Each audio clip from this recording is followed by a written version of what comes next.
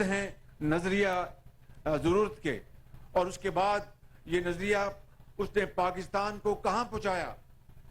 میں سمجھتا ہوں کہ عدالت عالیہ کا، عدالت عظمیٰ کا ہم سب کو احترام کرنا چاہیے، ججز کا ہم سب کو احترام کرنا چاہیے، لیکن جو قانون وہ کسی کے لیے بنائیں خود اپنے اوپر بھی لاگو کریں۔ اب بتائیں کہ 9 ممبر کا بینچ بنا اور آخر میں وہ 3 بینچ کا رہ گیا، 2 نے ریکیوز کیا، 3 بینچ میں بھی ایک جج موجود تھے جنہوں نے ریکیوز کیا ہوا تھا۔ 4-3 کی ایک بحث چل رہی ہے، اور پھر جنہوں نے ریکیوز کیا تھا ان کو خود اس بینچ پہ نہیں بیٹھنا چاہیے تھا۔ اگر فل کورٹ کا مطالبہ مان لیا جاتا تو کون ہے پاکستان میں اس کے فیصلے سے اختلاف کرتا؟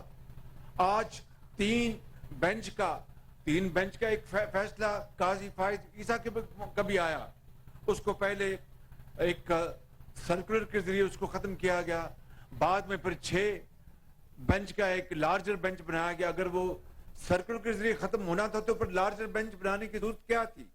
یہ باتیں میں بطور ایک لے مین کے، آپ تو قانون دان ہیں، میں بطور لے مین اس لیے آپ کے سامنے رکھ رہا ہوں کہ کوئی سیاسی پارٹی الیکشن سے بھاگ نہیں سکتی، وہ اسی دن اس کی سیاست دفن ہو جائے گی جو الیکشن سے بھاگے۔